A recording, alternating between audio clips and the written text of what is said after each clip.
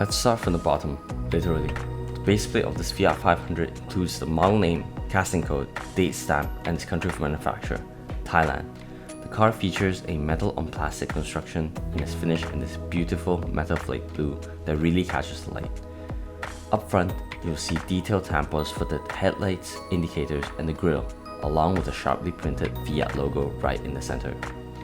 On the sides, it rolls on classic Matchbox 6-spoke wheels with a chrome trim.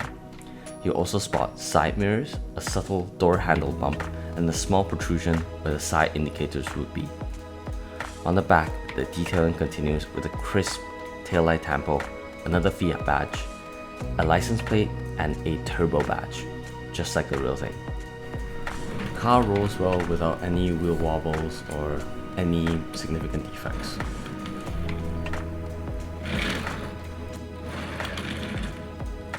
Despite the car being small, it still packs a punch, weighing in around 33 grams. Thank you for watching this video. Let me know in the comments if you enjoyed this new format that I'm trying, and hope to see you soon. Bye bye.